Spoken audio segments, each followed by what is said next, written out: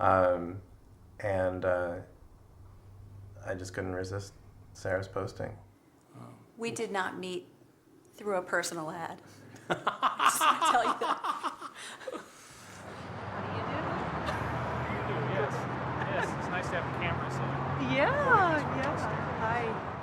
I had actually posted on the Women Seeking Women first. Like, my last serious relationship was with a woman. I, in one way or another, met my wife, Patty, through Craigslist in that a mutual friend in the ski house brought Patty up one weekend, and 6 years later we're living here and married. Yes, we are. So we corresponded once or twice. Then I guess I gave you my number. Well, we exchanged photos too. Yeah, photos, the usual stuff. I really wanted to find somebody who was interested in practicing Judaism. A lot of my social circle has developed through a posting on Craigslist several years ago where I joined a ski house. And I remember one of our first dates, it was on a Friday night, which is the Jewish Sabbath. And growing up, we always lit the candles and said, bless the wine and the challah. I had actually kind of gotten the habit of doing it by myself, but Judaism is so much about community, and so it was always a little bit lonely. Ta-da. Yeah, like that fancy vase? Yeah. Okay, I thought you well, might. it's not going to break or anything. That's good. So I don't know, do you have any other questions? We're not sure when we met.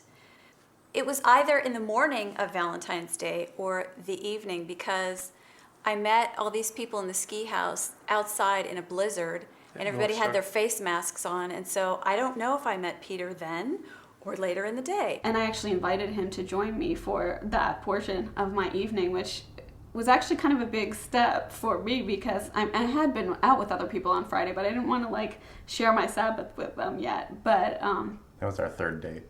Yeah. We were snowed in, and we had to eat whatever little bits of food people brought. I had brought cookies, somebody brought wine, Peter had cheese and bread.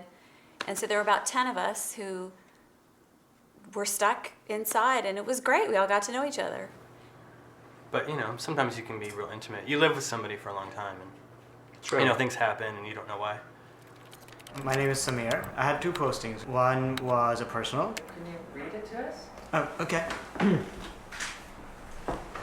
The skinny is that I am, euphemistically put, an inexperienced man. I'd find out these women had kind of stretched the truth on certain things. They just weren't as outgoing as they said they were. In some cases, they weren't as thin as they said they were. The title of my ad was, "Is there one good-looking or attractive man on Craigslist?" And it's very tough, to meet people in this city. In fact, I think most people over the age of 37 are either killed, transported out of the city limits, or confined to their houses, because, I'm 50. So for me to try to find somebody to meet for a long-term relationship, I think is going to be a tough one. I could meet maybe 5 women, maybe. On a lucky night, maybe. I cannot explain why I bloomed so late. Bottom line, no sex. As I put in there, let me be the judge and jury. Send me a picture, don't be shy. But a lot of people sent it and said, okay, tough cookie, take your best shot. And I get these very crazy responses from people who say they're very attractive and good looking, and then they send me their pictures, and I don't have very specific tastes about how men should look, but they're hard for me to look at. I do know that I'm funny, well-dressed, intelligent, personable, sensitive, and reasonably attractive. I said I was looking for somebody that was petite or slender, because, obviously I'm not a big man, and so I listed my stats as well, so that it wouldn't be so painful to those women who are, It wasn't as superficial as it sounded. I had no clue what to do. I lost my Tao. I was a plastic bag in a gale storm. I was no longer the man with the je ne sais quoi. I was just another fool who couldn't handle a woman. I had one casual encounter that was something straight out of Penthouse Forum. What I need is to go out with someone who clearly tells me two things. That she likes me enough to have sex with me, and that she'll let me know when to do it. She said, well, okay, I'm ready for my massage. And she got up, she walked out of the room, came back in, buck naked. It's all really in your hands. take charge and I'll take care of the rest. I gave her the massage, and 8 hours later, I went to work. Actually finding the one person that you think you want to settle down with just doesn't happen. Because basically you're always asking yourself, is she the right one? Is she the one? Or is that the one? Maybe over there? I got one response in this one, which wasn't really surprising, but it was a very sweet response. It was somebody that was 10 years older than me. And this person was very down to earth and said, you know, I really liked what you said. That made me feel good, you know, and I emailed her back and I wished her best of luck in her search. She wrote back and, well, we're still kind of emailing each other, I guess. I don't know. I don't know if we're actually going to meet. So that was a good connection that you made through Craigslist? Yeah, but it was the only time I got to see her, because just as I was leaving, I asked her about a picture that was on the table, and she's like, oh, that's my husband. So that was it. No one really wants to settle down. No one really wants to, you know, start a family or, you know, buy a house. And it's a lot of renting and a lot of spending money frivolously, which is really fun, and a lot of dating.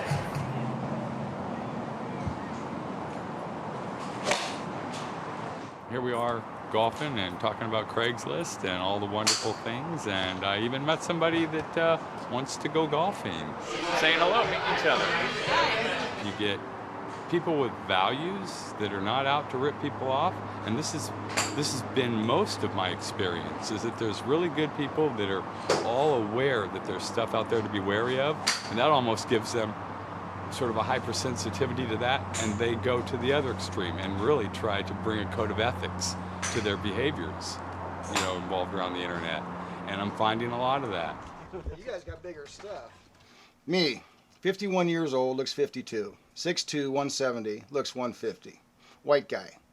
Half bald and nearsighted. Emotionally immature and impotent. Recovering alcoholic and chain smoker. Very opinionated on topics I know nothing about. Never votes. Lives with mother and spinster aunt. What's this guy do? He keeps us in line. All right, can you start like pulling the weeds out of the lawn? You're just going to stand there. I want you to go to work. Can't cook or clean. Blame everything on post-traumatic stress syndrome, Vietnam. Complete racist and bigot. Favorite food is Wonder Bread with Miracle Whip. And chronic complainer. Never lifts the seat up. Likes to sit on porch and yell at kids who step onto my lawn. Hey, you kids, get off my lawn! Like that. And see that part over there, they can go on that because that's not my lawn. But why does that guy even come? Does he get paid? He gets paid the big bucks. Yeah, Well, no, because he's not doing anything. Sometimes he does something. When? Is he like a navigator or something? Earlier. You, at least 60 years old, any height, race unimportant as long as it's the same as me, and at least 270 pounds. Should have current welfare and/or Social Security income. Widow with inherited money, okay. Colostomy, okay, but change your own diapers. Proficiency in nagging required. Must be able to find fault with anything. Yeah, people thought that was less than serious. I was really looking for her. And response was great. Got a lot of pictures of semi-clad women and naked women. Yeah, but they were all like 20, you know, and some were even like 18, 19, and that really wasn't what I was after.